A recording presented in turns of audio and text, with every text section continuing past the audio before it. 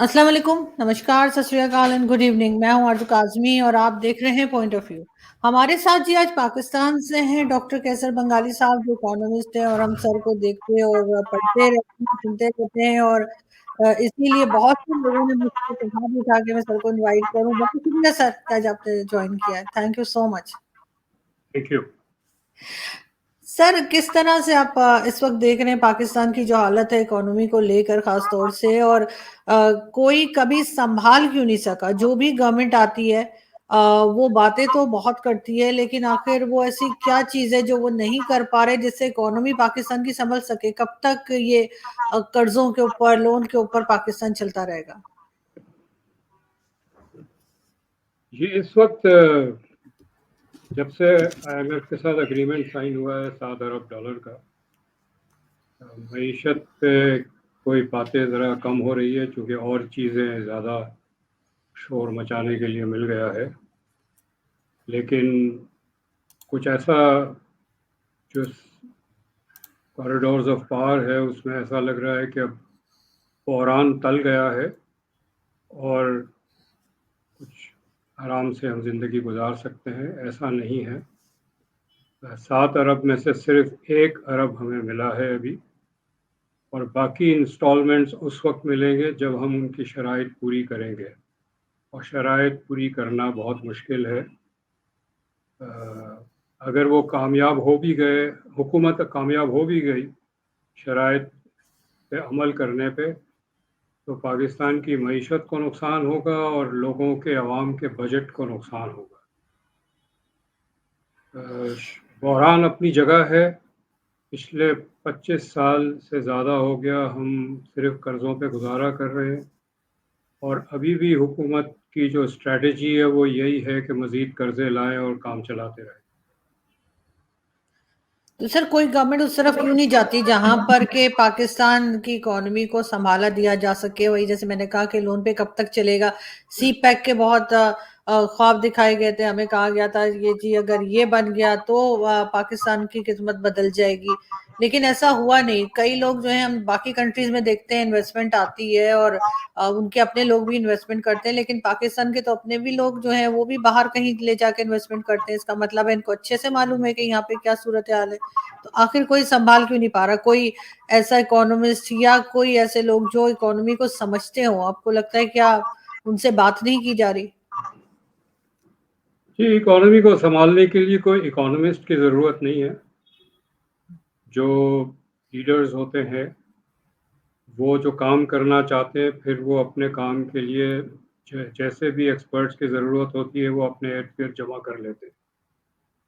फैसले तो वो करते हैं जिनके हाथ में हुकूमत होती है, और वो सब इकोनॉमिस्ट नहीं होते और ज़रूरी भी नहीं है। बात यह है कि पाकिस्तान पिछले 40 साल से चंद वेस्टेड इंटरेस्ट के लिए चलाया जा रहा है। मईशत चलाई जा रही है चंद तबकों के लिए। वो उनका कब्ज़ा है हुकूमत पे, और वो हुकूमत को कोई और फैसला करने की इजाज़त नहीं देंगे। हुकूमत डरती है उनसे। हुकूमत वही है जो वेस्टेड इंटरेस्ट है, जो मखसूस ग्रोह है इस मुल्क में, वही हुकूमत है। तो वो अपने मफादात और अपनी मराद को नहीं छोड़ना चाहते, और इसी वजह से मईशत बहरान में है और बहरान में रहेगी। वो समझते हैं कि हम जब तक चला सकते हैं मुल्क को चलाएंगे कर्जा लेके। तो ये अब तक मुझे तो कहीं सेंस नहीं मिला। अभी हाल ही में मैं हुकूमत की एक कमेटी पे था, उसमें हाईएस्ट अथॉरिटीज़ के साथ बैठ के मीटिंग करते थे, लेकिन मुझे ये एहसास नहीं हुआ कि उनको बहरान की फ़िक्र है और वो मईशत को वैसे ही चलाना चाहते हैं जैसे चलाते रहे हैं। तो सर, ये अपनी गलतियों से भी नहीं सीख रहे, इसलिए कि अगर इन्हें यहाँ पर हुकूमत करनी है, मिनिस्टर बनना है या किसी और इदारे का सरबराह बनना है, तो उसके लिए पाकिस्तान का रहना भी तो जरूरी है। एक तरह से ये एक फेल्ड स्टेट की तरफ जा रहा है, क्या ऐसा लगता है आपको? ये सिर्फ हुक्मरान नहीं बल्कि जितने भी جن کے پاس تھوڑے بہت پیسے ہیں، چاہے وہ بزنس مین ہو، انڈسٹریلسٹ ہو، ایگریکلچرسٹ ہو، میرے جیسا پروفیشنل ہو، ہمارے طبقے کے مطلب کوئی ایک فرد ملک سے باہر ہے، اور بہت ساروں کے تو گھر بھی ہے باہر، بینک اکاؤنٹ بھی ہے، پیسہ بھی ہے. ان کو پتہ ہے کہ اگر ملک بالکل ڈوبنے لگا تو ان کی ایک انشورنس ہے کہ وہ وہاں جا کے اپنی زندگی دوبارہ شروع کر سکتے ہیں. ان کو صرف ایک چیز کی پریشانی ہے اس ملک میں، وہ یہ کہ حالات بہت بگڑ جائیں گے تو ایئرپورٹ کیسے پہنچیں گے. اس کے علاوہ ان کو اور کوئی پریشانی نہیں. لیکن سر پبلک کو تو اب یہ بات سمجھ آنے لگی ہے، ظاہر ہے سوشل میڈیا کا اس میں بہت ہاتھ ہے کہ پبلک میں جو اویئرنیس آئی ہے وہ سوشل میڈیا کی وجہ سے آئی ہے. اور آپ کو لگتا ہے کہ کوئی طرح کا چینج پبلک لا سکتی ہے؟ جی، یہ چینج لا رہے ہیں، آپ بھی لا رہی ہیں. آپ کا ایک جو میڈیم ہے وہ بھی ابھی آپ جو کام کر رہی ہیں، مختلف جو پوائنٹ آف ویو ہے ملک کو آگے لے جانے کا، وہ آپ سامنے پیش کر رہے ہیں. عوام سن رہی ہے لیکن عوام ابھی تک حرکت میں نہیں آئی ہے. سڑک پہ آنا پڑے گا جس طرح بنگلہ دیش میں ہوا ہے.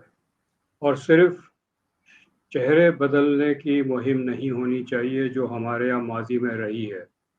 ہم نے ایوب خان کی حکومت ختم کی، ضیاء الحق کی حکومت ختم کی، لیکن چہرے بدل گئے اور لوگ گھر واپس چلے گئے، نظام نہیں بدلا. تو اب جو اگر مہم چلانی ہے تو وہ نظام بدلنے کے لیے چلانی چاہیے. اور یہ آپ جو کام کر رہے ہیں وہ اس کی بنیاد ڈال رہے ہیں، تو امید ہے کہ کوئی ہم نتیجہ دیکھ پائیں گے. سر ہمیں تو روکنے کے لیے، ہمارے جیسے لوگوں کو روکنے کے لیے تو طرح طرح کے قانون لائے جا رہے ہیں کہ جو ابھی نیا بل پیش کیا گیا اور پارلیمنٹ نے اسے اپروو بھی کیا ہے، اس میں تو 15 سال کی سزا اور کیا کیا کر کے لوگوں کو ڈرایا جا رہا ہے. لیکن امید کرتی ہوں کہ لوگ چپ نہیں بیٹھیں گے، اپنے حق کے لیے لوگ آواز اٹھائیں گے.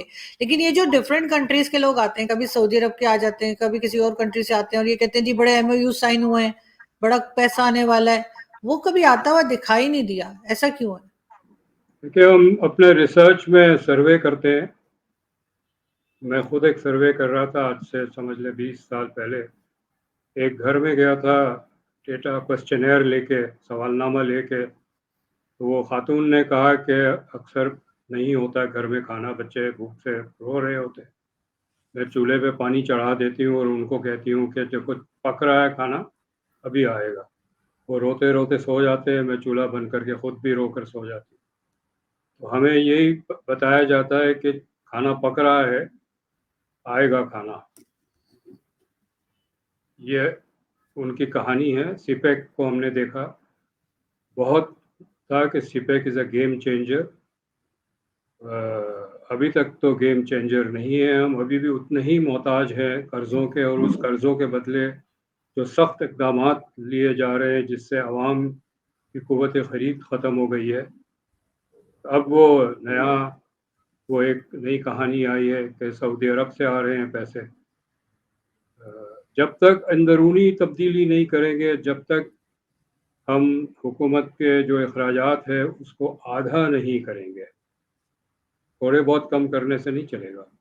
جب تک اپنے امپورٹس جو ہے آدھی نہیں کریں گے، جو غیر ضروری امپورٹس ہیں بہت زیادہ ہے، سپر مارکیٹ بھری ہوئی ہے ہماری امپورٹڈ اشیاءوں سے، یہ سب بند کرنے کی ضرورت ہے. یہ ہم کریں گے تب جا کے استحکام کا عمل شروع ہوگا. ایسا نہیں ہے کہ فوراً استحکام بھی ہو جائے گا، استحکام کا عمل شروع ہوگا. وہ تو ابھی تک تو ہم کہیں بھی نہیں پہنچے ہیں. سر بہت سے لوگوں سے جب میں بات کرتی ہوں، مطلب اپنے انڈین فرینڈز وغیرہ سے بھی جب میں بات کرتی ہوں، میں کہتی ہوں کہ ٹریڈ ہم دوبارہ ہمیں کھولنی چاہیے بھارت کے ساتھ. تو وہ مجھے اکثر کہتے ہیں کہ پاکستان کیا دے سکتا ہے، مطلب اگر ہم ٹریڈ اوپن کر بھی دیں تو آپ کے خیال سے کوئی چیز ایسی ہے جو بھارت ہم سے لینا چاہے؟ جی، شروع میں تو ہمارا ٹریڈ بیلنس انڈیا کے فیور میں ہوگا، کیونکہ ہم چھوٹی چھوٹی چیزیں بھی انڈیا سے منگوائیں گے. لیکن پاکستان کی جو اکانومی ہے بہت اکانومی بائی سیلف مضبوط ہے. ہم وسائل کے حوالے سے امیر ملک ہے, انڈیا سے زیادہ امیر ہے اگر اس کو فی کس آمدنی کے حوالے سے دیکھیں. وسائل جو ہے ہم بہت کچھ انڈیا کو دے سکتے ہیں اگر ہم ٹریڈ کھول لیں. تو ہم چائے کینیا سے منگواتے ہیں, فریٹ کا کاسٹ دیتے ہیں, جہاز سے آتا ہے, وہ انڈیا سے منگوائیں گے چائے ہمیں سستی پڑے گی. ہم آئرن اور آسٹریلیا سے منگواتے ہیں, خیر ابھی تو اسٹیل مل ہمارا بند ہو گیا, لیکن اس کا آئرن اور آسٹریلیا سے آتا تھا, ہم انڈیا سے نہیں منگواتے تھے. بہت ساری چیزیں ہم انڈیا کو دے سکتے ہیں. ہمارے پاس اس وقت سرپلس پاور ہے. مجھے نہیں پتہ, ایک وقت انڈیا میں بڑی شارٹیج تھی پاور کی, اور 1988 میں جب تھر کول کی بات چلی تھی 1988 میں, تو اس وقت یہی خیال تھا کہ انڈیا میں بہت شدید شارٹیج ہے. بامبے میں بھی 10-10 12-12 گھنٹہ لوڈ شیڈنگ ہوتی تھی. تو یہ تھا کہ ہم جو یہاں بجلی بنائیں گے وہ انڈیا کو ایکسپورٹ کریں گے, لیکن وہ پروجیکٹ سبوٹاج کر دیا گیا. لیکن یہ اس میں کوئی شک نہیں ہے کہ تجارت ہمیں کرنی چاہیے اور اس کا فائدہ ہی ہوگا.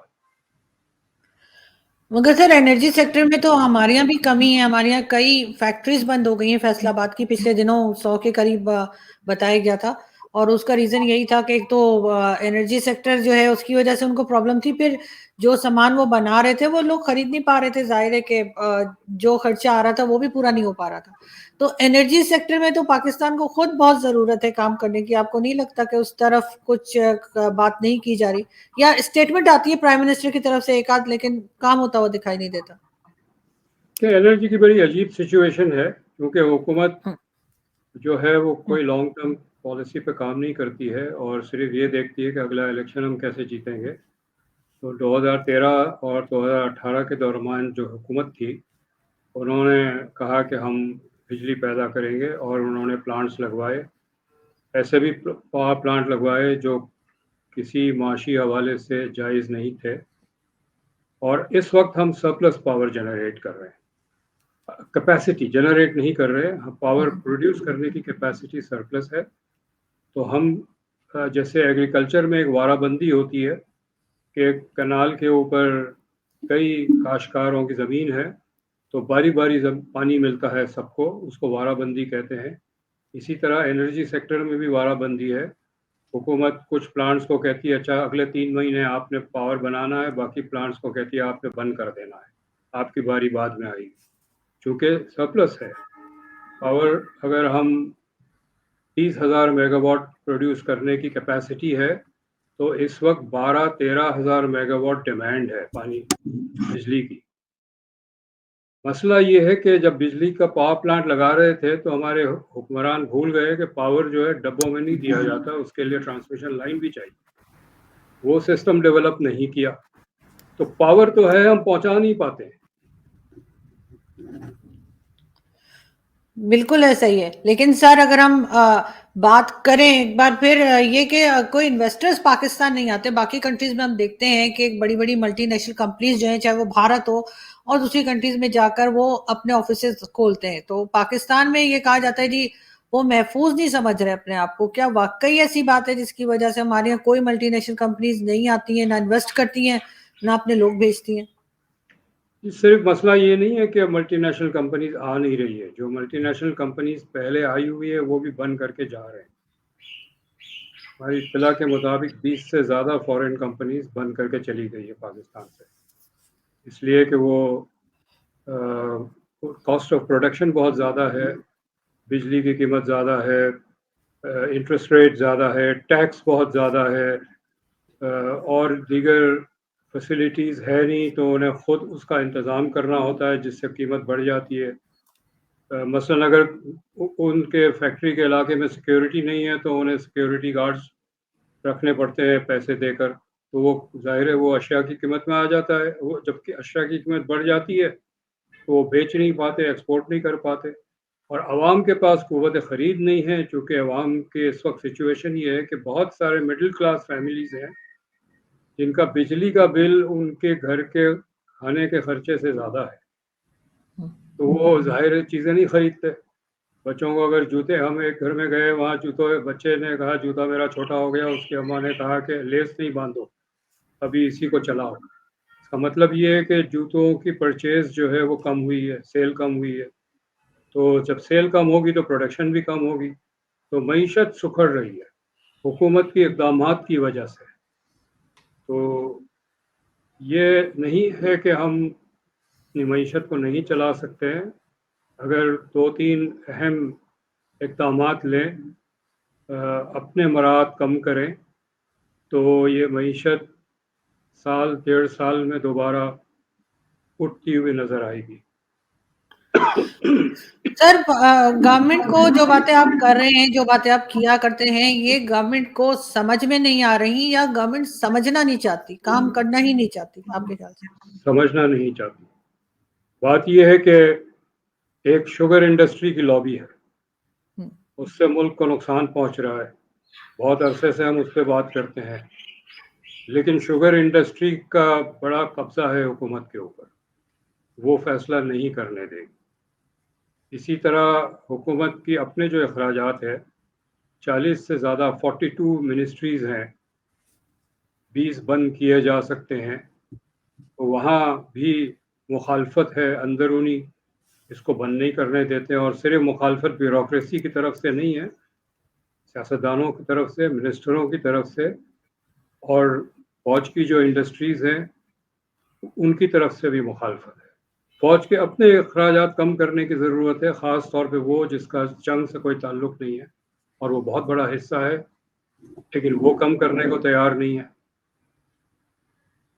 اسٹاک مارکیٹ میں سٹے بازی سے پیسے بنائے جا رہے ہیں، پراپرٹی مارکیٹ میں سٹے بازی سے پیسے بنائے جا رہے ہیں. وہاں پر جو ہے اقدامات کیے جا سکتے ہیں، وہ اجازت نہیں دے کہ اقدامات لینے کی. تو یہ جو ویسٹڈ انٹرسٹ کا قبضہ ہے ملک کے اوپر، یہ توڑنا پڑے گا. سر مگر یہ کیسے ٹوٹے گا؟ عوام کو سڑک پہ آنا پڑے گا. یہ پبلک، سر میں نے تو اپنے ہوش و حواس میں کبھی سڑک پہ آتے دیکھی نہیں. تھوڑے بہت جو نکلتے ہیں وہ شاید بلوچستان کے لوگ نکل آتے ہیں، ورنہ یہاں پنجاب میں تو بالکل سناٹا رہتا ہے. سندھ کے لوگ بھی باہر نہیں آتے، یہ تو گھنٹوں گھنٹوں کی لوڈ شیڈنگ میں بھی باہر نہیں آتے. مطلب ایسی حالت میں کہ جس میں کہتے ہیں نا کیڑے مکوڑے بھی باہر آ جاتے ہیں اگر ان کا راستہ بند کر دیا جائے. یہ تب بھی باہر نہیں آتی پبلک ہماری، کیڑے مکوڑوں سے بھی زیادہ بدتر ہے. یہ کیوں باہر نہیں جی، آتے؟ ہماری عوام میں برداشت کا وہ حصہ بہت زیادہ ہے، لیکن لمٹ لیس نہیں ہے. مجھے یقین ہے کہ یہ نظام نہیں چلے گا، اور اس نظام کے اندر ہی سے ایک موومنٹ شروع ہوگی. چونکہ جب کارل مارکس نے کہا ہے کہ جب جو ملک کی اشرافیہ ہوتی ہے وہ خوب دولت نکالتی ہے غریبوں سے، جب ان کے پاس کچھ نہیں ہوتا ہے تو پھر آپس میں جو نسبتاً غریب ہوتے ہیں ان سے لینا شروع کرتے ہیں، تو اشرافیہ کے اندر ہی دراڑیں پڑنی شروع ہو جاتی ہے. وہ ہم پاکستان میں ہوتے ہوئے دیکھ رہے ہیں. سر اس میں آپ کے خیال سے پولیٹیشنز کا ہاتھ تو ہے ہی، بیوروکریٹس بھی ہیں، لیکن اس میں ایجنسیز اور فوج کا یا اسٹیبلشمنٹ کا کتنا رول ہے پاکستان کی حالت خراب کرنے میں؟ دیکھیے، جتنی ہم نے بجٹ دے رہے ہیں دفاع کو، تو اس سے دفاع تو مضبوط نہیں ہوا ہے، لیکن جو ایسنشل ایکسپینڈیچرز ہیں صنعت اور زراعت کو پروموٹ کرنے کے لیے، وہاں انفراسٹرکچر کے لیے پیسے نہیں ہیں. بلکہ میں تو یہ بھی کہوں گا کہ اب ہمارا جو پورا جو ڈیفنس کا اسٹرکچر ہے وہ بدلنے کی ضرورت ہے.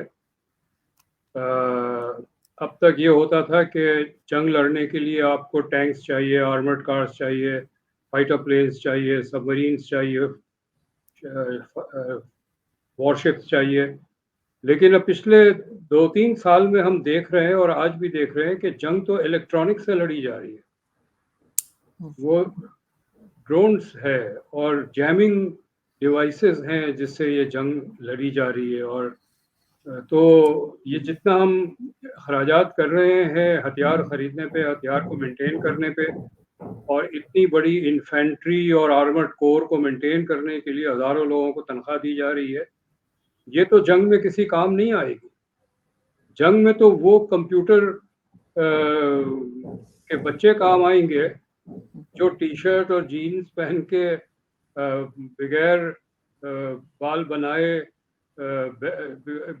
بیٹھے ہوئے ہیں کمپیوٹر پہ، وہ جنگ لڑ رہے ہیں. تو جنگ کی پوری نوعیت بدل گئی ہے. تو ہمیں ہمارا جو ڈیفنس ایکسپینڈیچر ہے اس پہ بھی ایک نظر ثانی کرنے کی ضرورت ہے.